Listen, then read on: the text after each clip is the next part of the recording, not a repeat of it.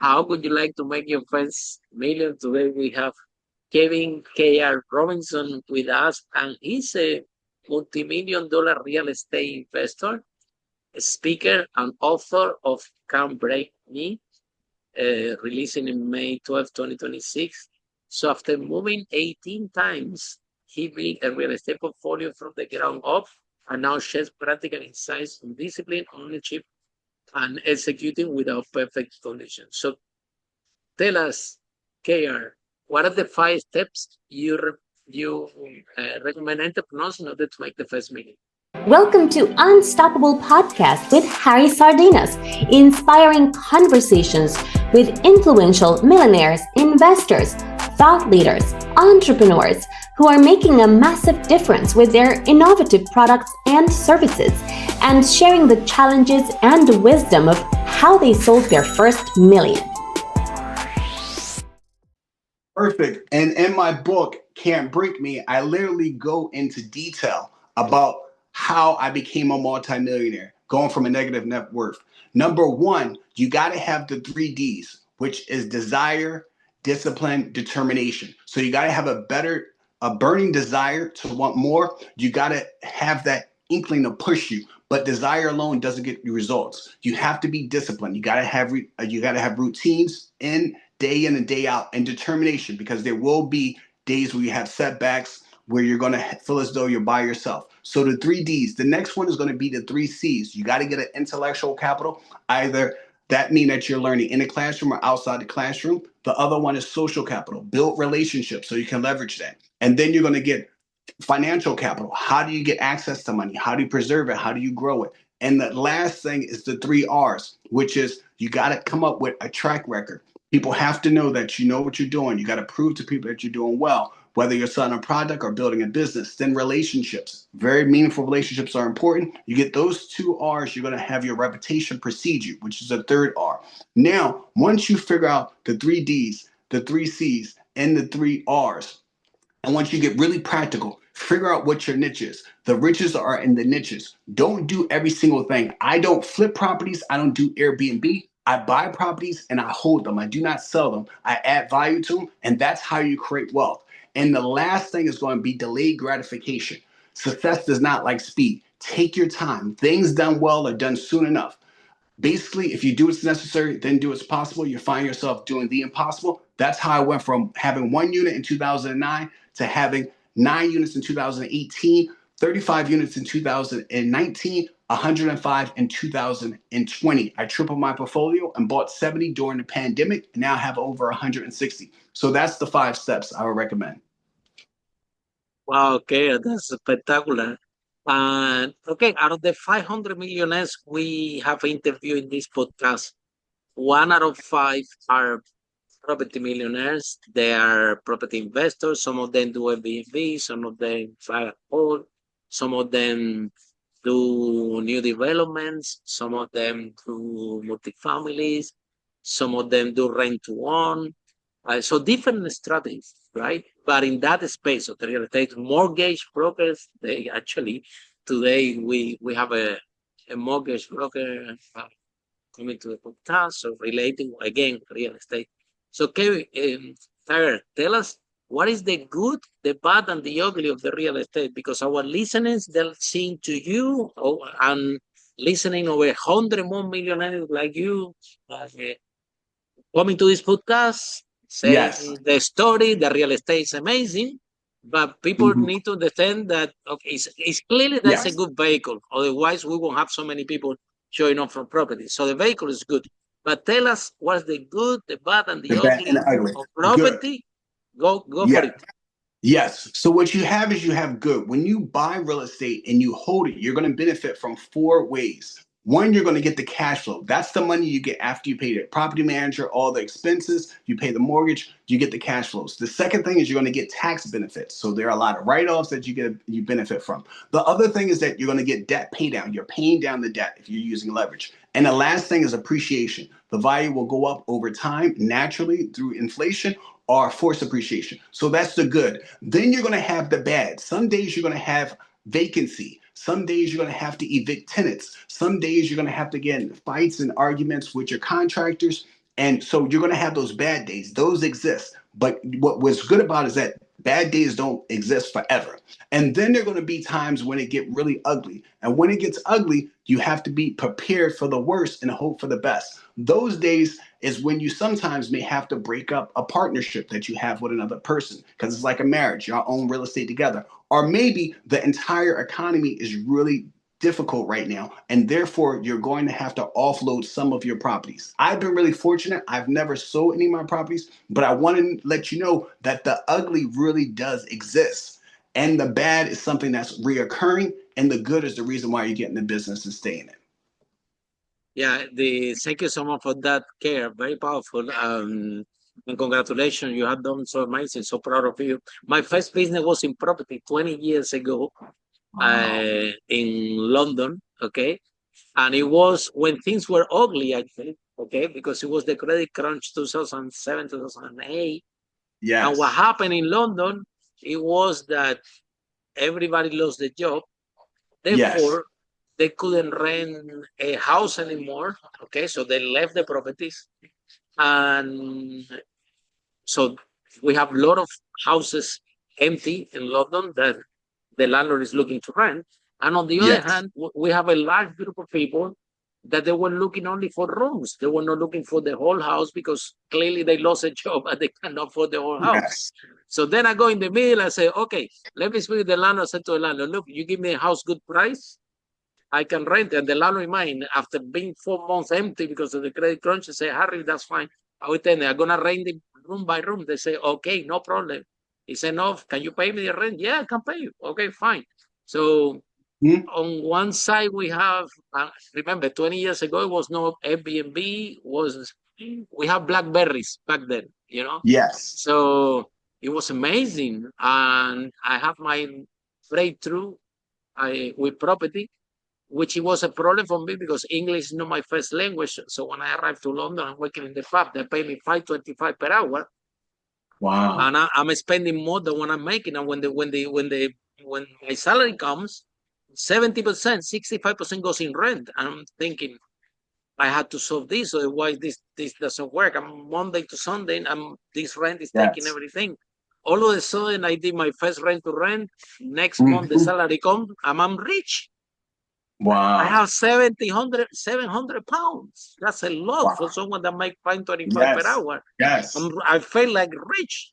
And then I Yes. saw the problem for myself and I keep solving it for another one. So my one was out of necessity. So I Yes. would like to know your story, okay? Because sometimes we become an entrepreneur by accident and out of Yes. necessity. For me, I was clearly out of necessity. I couldn't function if I don't do this because rent was eating up. So tell us what your story. Okay. So that I'm glad you mentioned that because I go into detail about my story where I grew up in Philadelphia. We actually had seven siblings. My mother raised us, single mom on welfare, didn't keep a job, moved around a lot, about 18 times before I turned 18. But I remember one time very vividly, we lived in North Philadelphia, not that far from Temple University, and there were about 15 of us living in the studio apartment, competing with space with rats, roaches, and flies. We had a hot plate, no stove. We had a bathroom sheet, no bathroom door. We had a bathtub, and we had no shower. And I remember my stepdad at that time, he came back in my life and he said, don't do as I do as I say. He said he knew what it took to be successful, but he never applied himself. He said, don't be an F up like me and everybody else in our family, because I had siblings who were teenage moms at the time.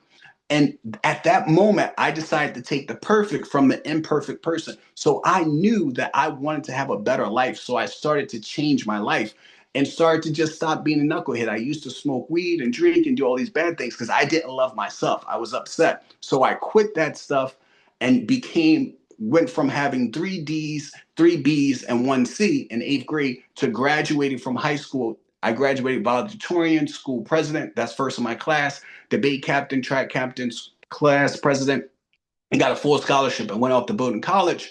And then I went to go work for Goldman Sachs doing investment banking. And when I was on Wall Street, I decided that I wanted to start investing in real estate. And so that's when I bought one unit in 2009. Then I had 9 units in 2018. Then I had 35 units in 2019, and then 105 in 2020. Because I knew that I wanted to get into real estate, my stepdad planted that seed when I was younger. He was a visionary and didn't have a lot of money, but he had a lot of dreams. And so he would say, you should get into real estate. Plus, he used to fix kitchens and bathrooms and stuff. And he used to take us with him. And that's how I got exposed to it. But moving around with all those different landlords, I knew exactly what a tenant would want from their landlord. So that taught me the business. So I methodically thought about this a very long time ago. Sometimes the worst day of your life become the best day of your Yes. life because you were moving around so much that you live in different houses, Yes. and you can understand what the tenants want, what the tenants don't want, but also what it means a tenant with low budget. Like, for example, my business that I have in London, we were doing landing services, right? So Yes. after the credit crunch pick up a little bit, then we start to rent those rooms to students that come to London, because after you Mm-hmm. finish university in Europe, there is a trend that send the kids to London to learn English, right? They don't learn English; they stay party and having a lot of fun. But anyway, the that's the idea. And this population is a population that it doesn't have a job. They are very young. Nobody wants them, but I knew that I can give them my room. I knew in 16 years, 17 years in the business, almost 20 years, uh, never issues with the payment, right? Because I know Mm-hmm. the parents will pay for it. I know that these guys, they're good kids. They just finished university. There are no bad people, or the fact that they couldn't prove that they can pay, that doesn't mean that they cannot pay, right? Uh, Exactly. Yep. I'm Spanish, so I moved. I was living in Spain, and then I moved to London. So I'm an immigrant myself, and I know where these guys coming from. They come from Germany, no, they're coming Yes. from different parts. So I create a product for them, right? Whether it was something decent compared to what is this type of population is exposed when nobody wants you. They give you the worst thing, right? Exactly. Yep. And Mm-hmm. so at least the fact that you not doing well, that doesn't mean that you have to, as a Yep. landlord, that you have to provide something that is not decent. I I mean, agree. I thought this very unfair, and it happened in London, unfortunately, a lot, because when Mm-hmm. Mm-hmm. they give the worst thing, and then Yes. they can have those guys. My tenant told me a story that radiator is broken for a month in London. Is cold. You cannot have a Mm-hmm. radiator, or so, and leakings, and landlord not fixing stuff. So Yes. I was not happy with this. So I'll try to create something decent with the budget that I have. So uh, you were exposed, right? And at the beginning you said, taking some weed and maybe finding the friends that you are around those neighborhoods, because Yes. we Yep. we are human beings. We need to have community. We need to belong to somewhere, Yep. right? The somewhere. Yes. And then why how you manage to get out of the circle? This is what I'm Yep. more Yep. curious to know. Where do you find Yep. the strength? Yep. And of course, you're doing something different like everybody else. People start to look at Yep. you strange. You Yep. can be bullied. You can be in a lot of trouble. That's better to Yes. stay with the gang, right? So how you Yes. manage to get out? So what happened is that at that conversation, after that conversation I had with my stepdad, I started to just have. It wasn't like a moment where everything magically clicked. It was more like a series of small realizations where I had to ask myself tough questions. And I realized nobody was coming to save me.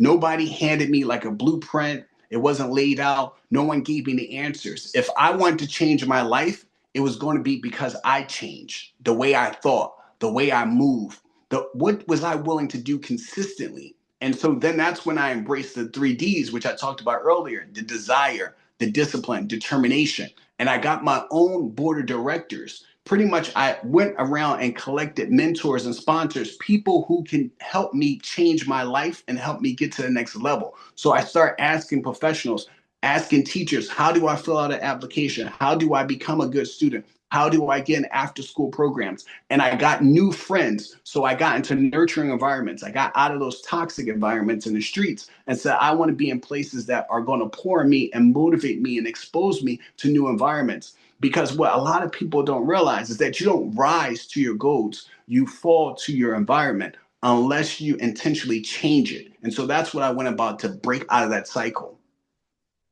Wow, that's I still want to dig more on this because it's very important, especially uh, you see it's very easy when you are in this space. You see your mom working so hard and moving around, and uh, and then all of you moving and living sometimes in Mm-hmm. smaller houses and everything. It's very easy to go out there to smoke weed, to try to get the easy money that can get you in trouble very easy, Yes, right? yes, And this is the easy part. The hard part, the difficult part is what you did. I said, like, despite all this, I want to change my environment. And you said that your stepdad told you, don't do what I that's what I tell no, to all my students. I do workshops and I do talks all over the world. uh-huh, uh-huh, But I always telling them, I do the conference and look, uh, do what I say. I do the talks and I'm happy to grow your yes, business. But more important, do what I do. Observe what I do and trying to do it because that's gonna give you longer. Okay, so yes, meaning that you have to lead by example. If you say something, you have to actually do it, right? yes, yes, And then I think that your stepdad was really powerful to give you this, right? And was a big lesson. Okay? yes, He was an entrepreneur as such, because if yes, he's going out yes, and fixing, not a solo entrepreneur, right? Sole trader. yes, As you can see, 80% of the business owners, they never make more than $100,000. So you were making more in gold than stocks. yes, That 80% of entrepreneurs out there, you were making more than them. yes. So That is so true. so the fact that you're an entrepreneur, that doesn't mean, and your stepdad is in that space, which is a solo entrepreneur. It's only one person. He Yeah. having jobs here, job there. Yes, He yes. cannot scale, he cannot grow, but he That's good. knows. He Yep. knows that he's trading his money for time, but he knows that Yes. something else is out there. He just couldn't get out of that Yes. hole or space. But this is Yes. very common. It's common until It's today. very common. Like Yep. just Yep. 86%. You can look the statistic. So he gave you like a tip that was very profound. But more Yes. profound is that you took it on board. So what happened? You were going there to help him work. Do you see him working hard? Uh, Yeah, I do saw you him you were working working with hard. them? Do you see him making little money? Did he was Yeah. paying you a little Yeah. bit of money? And you He, said, he okay, you know yeah. what? If you do this, you make money, but why I'm working so hard? So what happened in this dynamic? How you start to change?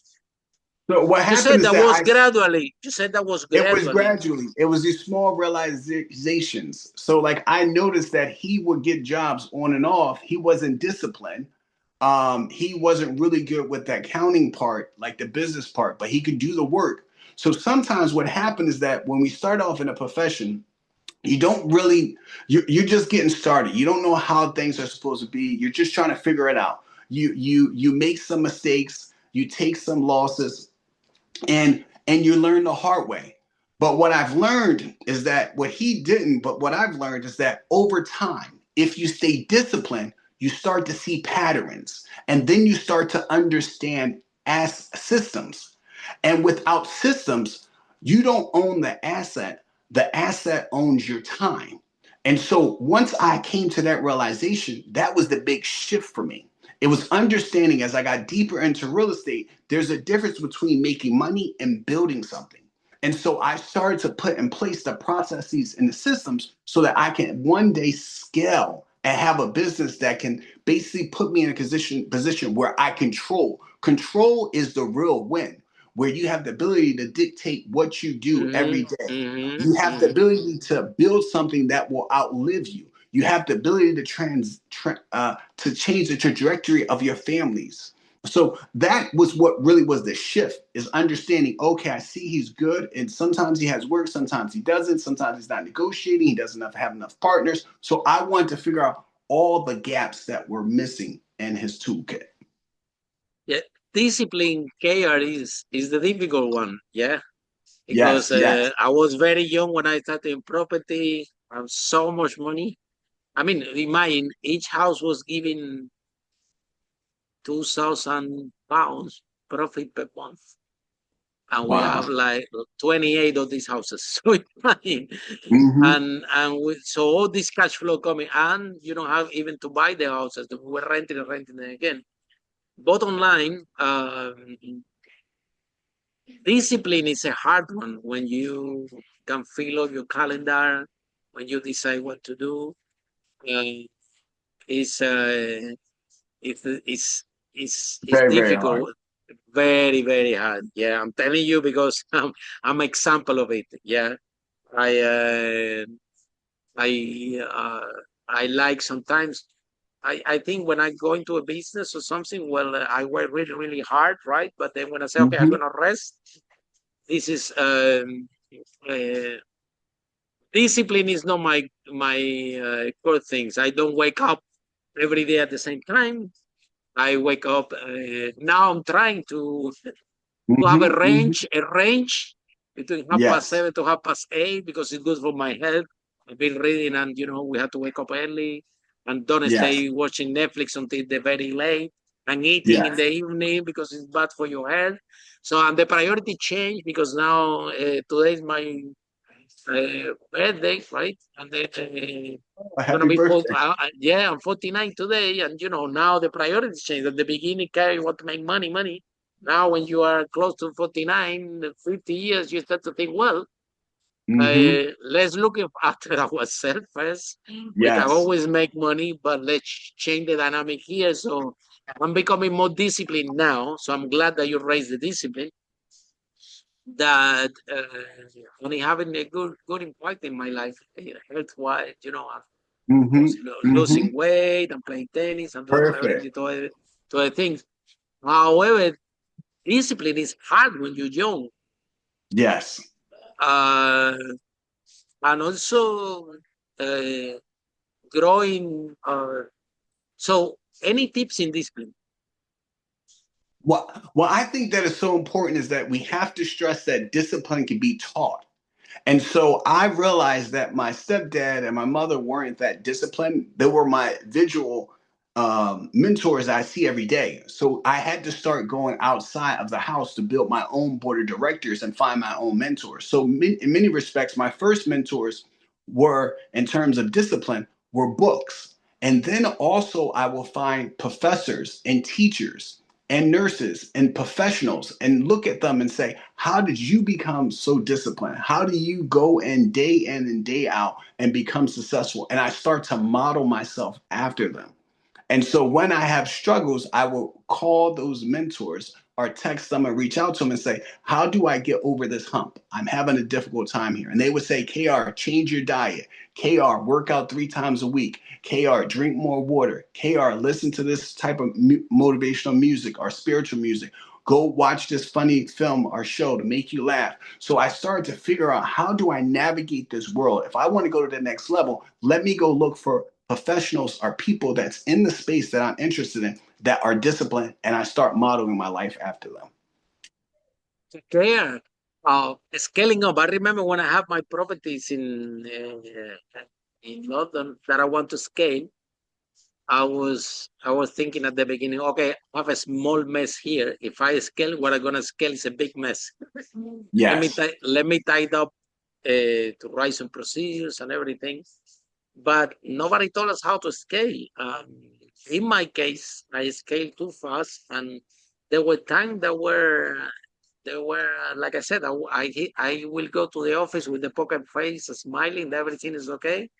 and I had 10 pounds in my bank account and 28 boilers and hundreds of tenants and because I took right on one house and then fix it and then rent it and then another one, I start to scale. So if I like a good, that's the other thing. When you find a house with good price, you have to take it because by when things are stable after the credit crunch, it's not like so. Sometimes appear 2, 3 in good price, and I have to take them. But then now you bring three at the same time. Now you have vacancy times three, deploy more money 3 times, and now the cash flow issues. It was something that it was difficult. I remember since God that was a property thing, and everybody paid rent next day. Yes. but it was difficult, and I see the numbers that you share about from 2009 the first property, and then by 2018, and then I'm seeing a big jump in scaling. Yep. So tell us about your scaling, the good, the bad, and the ugly, and how you managed to scale so fast in the last run, which is actually very impressive.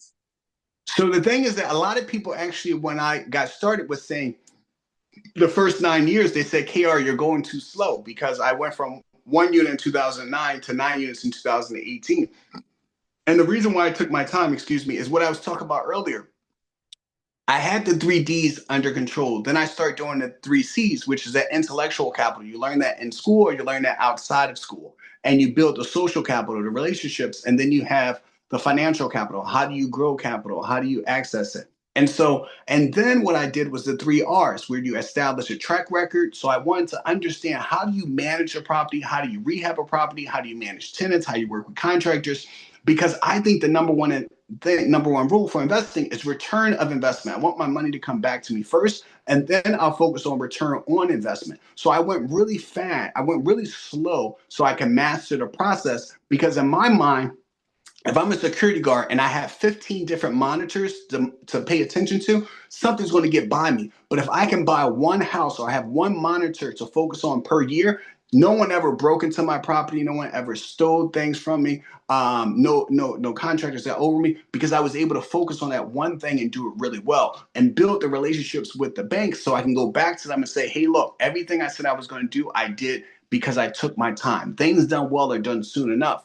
And so while I was doing that, we benefit from the 4 things I mentioned about buying whole real estate, is that you're going to be able to get the cash flows. Number one. Number two, you're paying down the debt every year. Then you're appreciating because the equity is going up in the property, and you're getting all the tax benefits. So then when year 10 came, I had a nice cash reserve and I lived off my 9-to-5 job. So therefore, that was taking care of my everyday life. Now I have the down payments, enough money, so I could put down payments on apartment buildings. And that's how I was able to scale my portfolio. So that was wow, the apartment building. That's interesting one. So, do you develop the apartment buildings or? No, I don't develop. So what I did is I bought single family houses in the beginning, the first from 2009 to 2018. And then in 2019, I bought a 6-unit apartment building where it was already had tenants. I started to fix the inside, renovate apartments, and raise the rent. We call it value add. And then I also bought a 12-unit apartment building, and I bought a 5-unit apartment building that year. And then I also bought a triplex, which is a 3 apartment building. And then in 2020, that when I bought the 70 units, I bought a 23-unit apartment building, a 14-unit apartment building with a restaurant, a 12-unit apartment building, a 9-unit apartment building, 5 single families, and a 6-unit apartment building. And what we did is, you have tenants in there. Some of you have some vacancies, but we renovate each apartment. We make it more cost efficient. We raise the rent, and you're able to do a cash out refi and use that money for another investment. So that's my approach. I go and buy these properties and fix them up and pretty much implement professional property management, because sometimes they're run by mom and pops. They're not that sophisticated. So what we do is we take a different approach and say, all right, let's bring sophistication to this small practice. Yeah, and which area basically you specialize? So I am in the Philadelphia area. So I own over 140 units in the Philadelphia, Pennsylvania area. which is not that far from, it's between New York City and Washington, D.C., and not that far from New Jersey.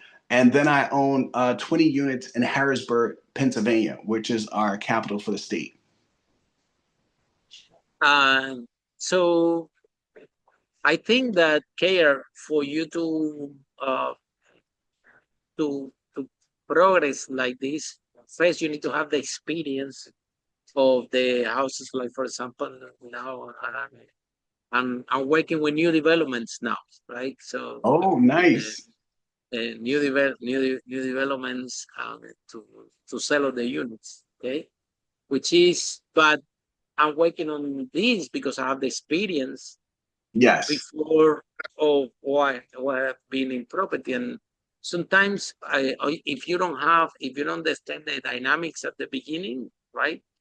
Maybe you need to learn how to scale. Like for example, you're not scared anymore to buy those buildings. You buy them. Other people will say, "Wow, that would be huge risks." Um, but it's kind of the same process to buy the house, right? You put the mortgage, and you have to put how much down you have to put to secure those What bids. The same, right? the good no, but when you buy the single families, it is a little bit easier, to be fair. And you could buy them You in need your to have personal name. you have to have track record, right, to buy those Yeah, buildings, right? you gotta have in the United States. It's interesting to buy this the single families. The approach is more based on like if you have an income, how long you've been at the job, your credit score, your debt to income ratio, the comps, they value it based on the houses in the neighborhood. When you buy, and you could get down payment flexibility where you could put 0% down for a single house, or you could put 15% down, 5%, 20%. So it's a lot more flexibility, a little bit easier to buy the single families. When you buy 5 units and up, that's a building with 5 apartments and more, you cannot get the down payment flexibility. You have to put down a minimum of 20%. So say for instance, you bought a building Wow, five hundred wow. thousand dollars, you have to put down 100K. Versus if you bought a single house for 100,000, sometimes you can put down 0%. They have programs. Mm-hmm. They can put down $1,000, 2,000, but you can't do that on the apartment building side. It's based on, you got to put a 20% down, and you also is based on someone being the guarantor. Someone has to guarantee the loan in case it goes bad. And also you have to have some experience to buy the apartment buildings. So and you only can buy them you can buy them in the LLC. It has to be in a business versus in your personal name Mm-hmm. on the regular house side. So it's just basically taking it to the next level. So I would say it will take some time, some confidence, and Yeah, understanding how Claire, to run a business. and you have finance background. Do you understood that it was a big risk, right? Because you have your houses that they're doing well, that they're appreciated. Now you're into a new thing Oh, that now yeah. you have to put more money, Yes, yes, right? yes. And you have to fix this. And Oh yeah, yep. It's more risk, so, and yep, yep, yep. So I so was how you willing did to it? take Do that you, do risk. you do you bring a partner with you, or No, you did it yourself? like I told you, I did everything myself in the Oh beginning. wow! Because I waited No, but 9 years buying the buying the building apartment buildings. I bought them by myself in the beginning. by yourself. So by myself, yeah, Wow. 100% by myself. Because remember, I told you I was living off my 9 to 5 job, and those 9 single family houses, they appreciated, and I was saving the cash flows, and I was paying down the debt. So what happened is that when you have that much equity, you can borrow against the equity and use the money that you borrow for the down payments for your own buildings. Still, So then I still, didn't get partners but until 2020. it's still kind, to find the right building at the right price. Yes, Something yes. totally new to you, uh, is And yeah, new to you and more that's expensive. So yes. where do you find the courage to take this space? So what That I step. Where do you find the courage to take so for that step? me, when you come from nothing and your parents have very little and you have struggled, so I call the book Can't Break Me. When I went off to college on a presidential scholarship, my brother, 1 year younger than me, he went off to prison for attempted murder. He was sentenced 12 to 20 years. When I was got a job for investment banking, my sister was murdered. And that was my junior year of college. So I've always had to be unbreakable. I've always had to keep fighting no matter what the world throw at me. I have to keep coming out the corner swinging. So for me, my life has always been courage, has always been about being bold and chasing your dreams, because I'm not self-made, I'm community made. My community poured into me, they depend on me, they love me, they help me see the world. And so for me, it was like, I have to do this. I want to build for my family, build for my friends, build for my community. And so that's just something I developed over time. That burning desire that wants more, that just keeps pushing for it. But if you buy the right price, then you can increase the rent. It's beautiful. Yes. Yes. Because you have And I was able to, everything centralized. You have, if you think about the multifamily, this units like this, you have everything centralized. So yes, it's and the team. easy to have a plumber. It's more easy to have a plumber there than to have a plumber around all your nine Yes. houses. Yes. Probably you need Yes. different plumbers, you need more Yes. costly, you Yes. find and in the garage, when you have all that, you find your best plumber, they give you good rate, and you say, you don't move from that until the whole Yes. thing is done. So the economy of a scale works when Yes. everything is together. It was a Yes. big problem for me when I had my 28 houses because I had to have two Polish guys with a van Oh, all yeah, yeah. around the Everything spread houses. out and makes it Yes. tough. And Yes. then I have 28 Yes. boilers and 28 whatever, one per Mm-hmm. house, and 28 washing Yes. machines, 28, you know what I mean? Yes. Whether Yes. if you have this unit, you can minimize, you get operational more I efficient. agree. However, you have to put more money down, Yes. but stretch. And so how you knew that you could fix up those apartments and increase the rent? So what you do is, I had over 9 years of experience doing it with individual houses. So I felt comfortable and confident that with my skill set, I had a track record. I convinced the banks, look, I've been buying these houses. I've learned the business. I know contractors. I have a team. I have lawyers. We're going to make this work. And so you buy one, then you buy another one. So I felt really confident that if worse comes to worse, I can do this. So whenever I do a project, I always think about it three ways. You have the best case scenario, you have the worst case scenario, and you have the base case scenario. And I put probabilities on each one, and those probabilities should add up to 100%. So you can say there's a 30% chance I'll get the best case. There's another 30% that I will get the worst case, and there's a 40% chance that I get the best case, the base case. So then I do my numbers and I say, I'm not making an emotional decision here. I'm trying to be rational and stack the odds in my favor. I'm not perfect. I'll make mistakes, but I don't want to make big mistakes. And I don't want to be stubborn. So when something is not working, I know to pivot. And on top of that, we have been going for 18 times. You know what a tenant wants, right? Yes. And what was key for me picking the houses. I already know that we have a criteria. I remember uh, people don't like much there, so yeah, the station, close to the supermarket, and it was parked around, so we knew that those Mm-hmm. properties, because we have so many everywhere, so when you have volume, we quickly figured out that the houses close to the station and the house close to the market, they're rented faster than the other ones. And why is this happening? It's happening because of this.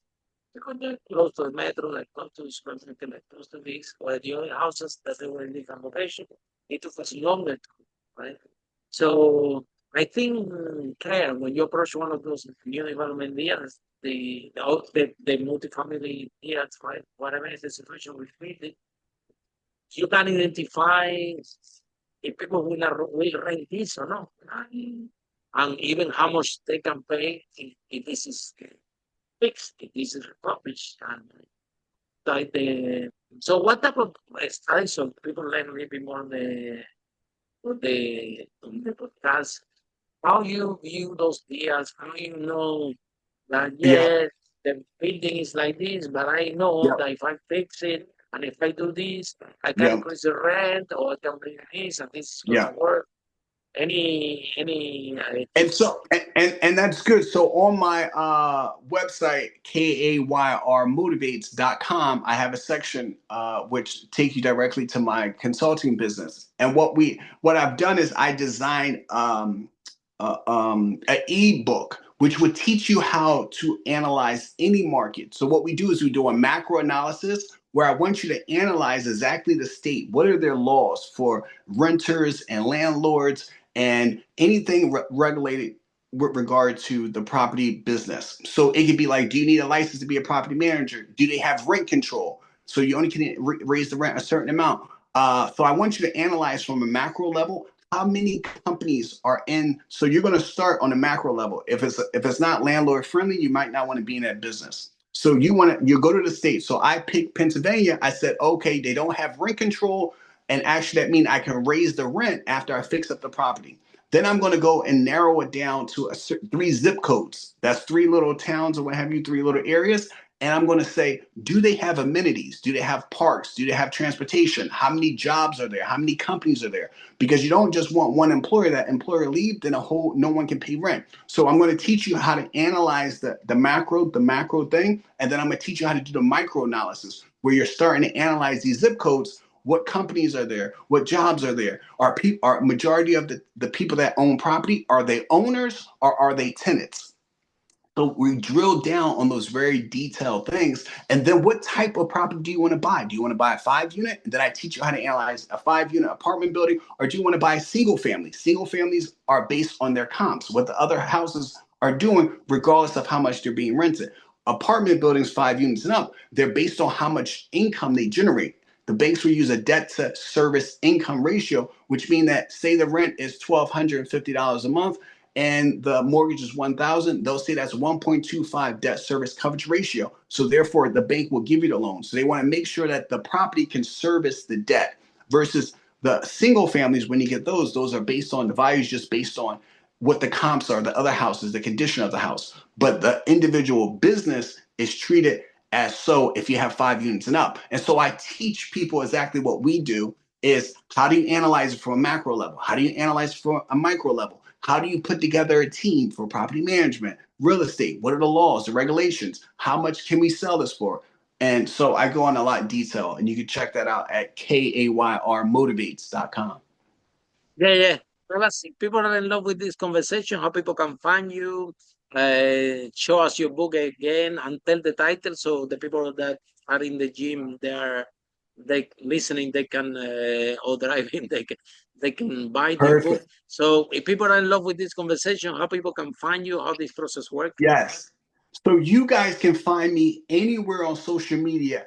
KAYR Motivates. That's on TikTok. That's on Instagram. That's on YouTube. My website is KAYRmotivates.com. And you can actually get a copy of my free prologue from my website. And I'm also actually on LinkedIn as well, which is KAYR Robinson. I hope you guys stay in touch. I do some free classes every Tuesday at 7 p.m. on Instagram. But again, KAYR Motivates across all social media. And my book is Cant Break Me. CAN Can't, break me. Thank you so much. Very inspiring. Yeah, thank you so much for coming to the Unstoppable podcast. And for all of you following the podcast, our next episode of Unstoppable, how brave entrepreneur like KAYR break that wall and achieve the first million. Bye for now. Follow us for more interviews with world's most influential, audacious entrepreneurs that overcame challenges and adversity, providing you with the blueprint of how they sold their first million so you can grow your business exponentially.